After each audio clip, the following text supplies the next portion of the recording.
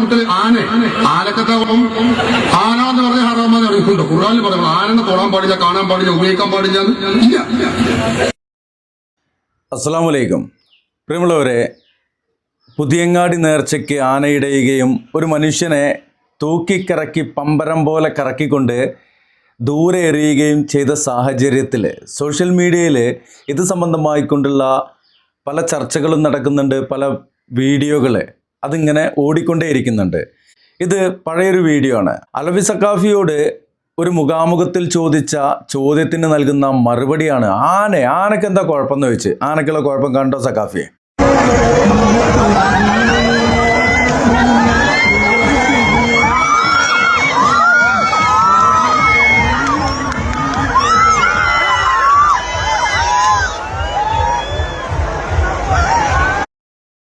ആനയ്ക്ക് എന്താ കുഴപ്പമെന്ന് ചോദിച്ചാൽ ആന അതൊക്കെ ചെയ്യും. ഇതെങ്ങനെയൊക്കെ ചെയ്യും എന്നുള്ളത് തന്നെയാണ് ആനയ്ക്കുള്ള കുഴപ്പം. ഇനി ഈ ഒരു വീഡിയോ ഇത് 2 ദിവസമായി കയ്യിൽ കിട്ടിയിട്ട് ഇന്നലെ കോഴിക്കോട് പോകാൻ നിൽക്കുന്നൊരു സമയത്ത് ഒരു യാത്രയിലായിരുന്നു. ഇന്നലെ ഫുള്ള് യാത്രയിലായിരുന്നു. അപ്പോൾ രാവിലെ തന്നെ ഒരു കോൾ വന്നിരുന്നു. അലവി ഇങ്ങനെ പറഞ്ഞിട്ടുണ്ട് എന്നൊക്കെ പറഞ്ഞുകൊണ്ട് ഒരു കോൾ വന്നിരുന്നു. ആ കോളിൽ പറഞ്ഞ രസകരമായ കുറച്ച് ഭാഗങ്ങൾ കാണിക്കുവാനുണ്ട്. അതിനു മുമ്പ് അലവി പറയുന്ന ചില ഭാഗം കൂടി നമുക്കൊന്ന് കേൾക്കാം. ഇത് മറ്റു മതസ്ഥരുടെ ഷിയാറുകളാണ്. അല്ല, ഷിയാറാണോ അല്ലെങ്കിൽ പിന്നെ ചിന്തിക്കാം. വേറെന്താ ആനല്ലേ മറ്റു മതസ്ഥരുടെ ഷിയാറൊന്നുമല്ല. മറ്റു മതസ്ഥരുടെ ഷിയാർ മറ്റു മതസ്ഥർ ചെയ്യണമെന്ന് നമുക്ക് ചെയ്യാൻ പാടില്ല എന്ന് പറഞ്ഞാൽ മറ്റു മതസ്ഥർ തുണിയെടുക്കുന്നുണ്ട്. അപ്പൊ നമുക്ക് തുണിയെടുക്കാൻ പാടില്ലല്ലോ, കാര്യം മുടുങ്ങല്ലോ. മറ്റു മതസ്ഥരെ കുപ്പാടിയുണ്ട്, നമുക്ക് കുപ്പാടാൻ പാടില്ല പറഞ്ഞാൽ അതുപോലെ വളരെ വെളിച്ചം കത്തിച്ചിട്ടുണ്ട്, നമുക്ക് വെളിച്ചം കത്തിക്കാൻ പാടില്ല എന്ന് പറഞ്ഞാൽ അതൊക്കെ മറ്റൊരു വശമാണ്. ഇസ്ലാം എന്ന് പറയുന്നത് ഇസ്ലാമിന്റെ വിഷയങ്ങളെ കുറിച്ച് കൃത്യവും വ്യക്തവുമായ മാർഗനിർദ്ദേശം ഇസ്ലാം പറഞ്ഞിട്ടുണ്ട്. അപ്പൊ അതുകൊണ്ട് തന്നെ ആന എന്ന് പറയുന്നത് ആനയുടെ കുടുംബത്തിന് ആറാമൊന്നും ആവൂല.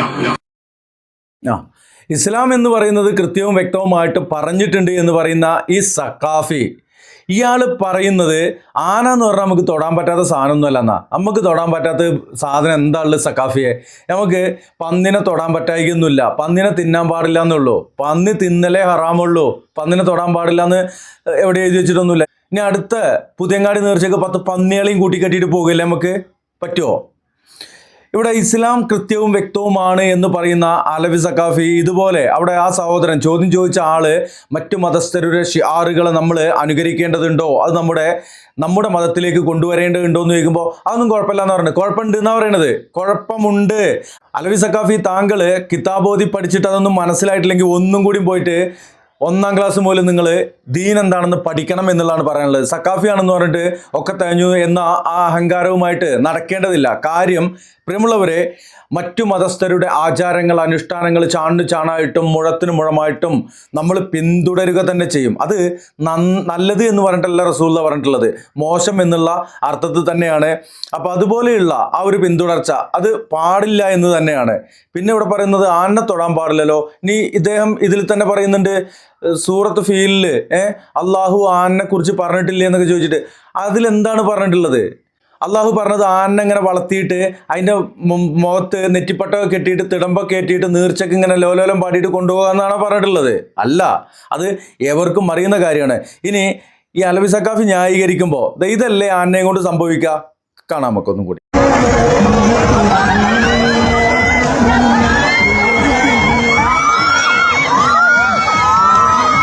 വേറെന്താ കൂട്ടത്തിൽ ആനക്കത്താ കുഴപ്പം? ആന എന്ന് പറഞ്ഞ ഹറാമെന്ന് അറിയിക്കുന്നുണ്ടോ? ഖുർആനിൽ പറയുന്നത് ആനനെ തൊടാൻ പാടില്ല, കാണാൻ പാടില്ല, ഉപയോഗിക്കാൻ പാടില്ല ഇല്ല.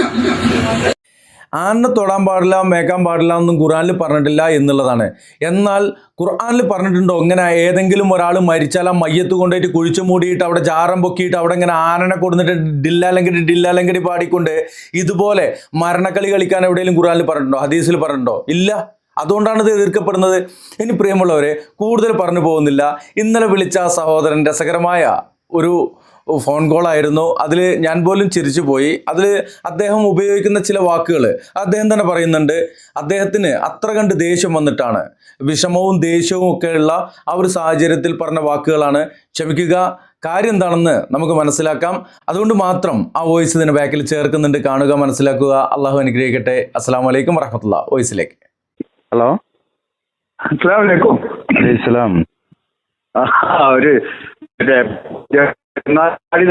ഒരു വീഡിയോ കണ്ടേ, അപ്പൊ ഒരു കാര്യം ഓർമ്മിക്കാൻ വേണ്ടി വിളിച്ചതാ. തിരക്കില്ല? പറഞ്ഞോളൂ.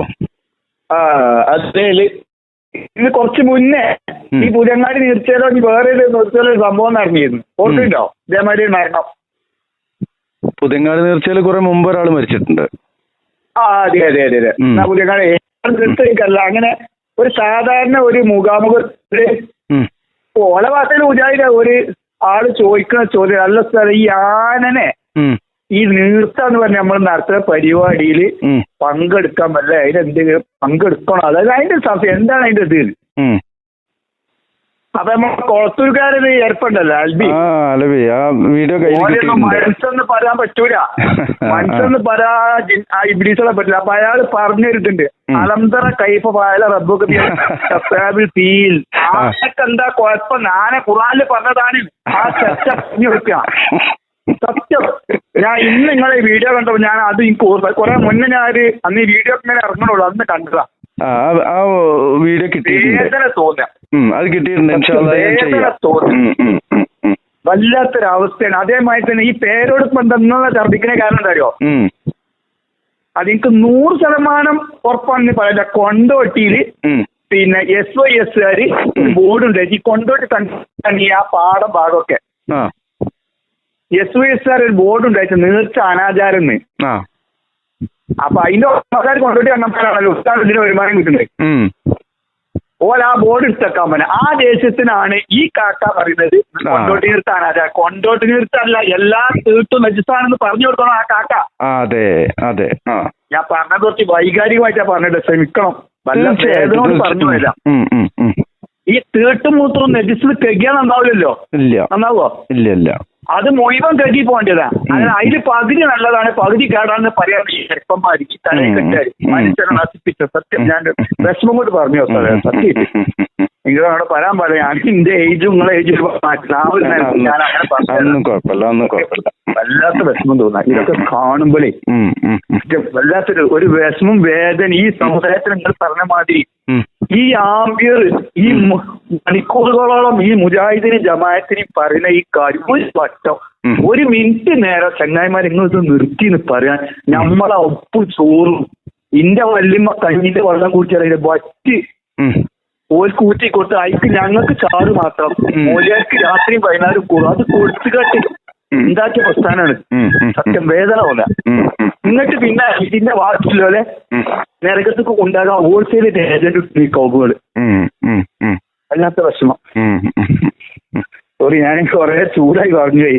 ഒന്നുമില്ല. അതൊക്കെ സാധാരണഗതിയിൽ വരുന്ന കാര്യങ്ങൾ തന്നെയാണ്. ഞങ്ങളെ നാട്ടിൽ നിന്ന് ഈ കൊണ്ടോട്ടി നിർത്തക്കൊക്കെ വരുന്ന പന്തലിടാനൊക്കെ ഒരു ടീമേരി പോലുമല്ലോ. അത് ശരി. ഓരോ കുടുംബത്തിനാണ് ഓരോ ഇത്. പന്തലിടാൻ ഒരു കുടുംബം, കല്ല് നാട്ടാൻ വേറൊരു കുടുംബം, കൊടി കൊണ്ടിട്ടാൻ വേറൊരു കുടുംബം, അങ്ങനെയൊക്കെയാണേ ഉള്ളൂ. ശരി. നിങ്ങള് മണ്ണാർക്കാട് തന്നെ അല്ലേ? മണ്ണാർക്കാട് തന്നെ. കൊണ്ടോട്ടി വഴിക്കൊക്കെ പോകുന്നുണ്ടെന്ന് യാത്രയുണ്ട്. കോഴിക്കോട് പോകുന്നുണ്ട്.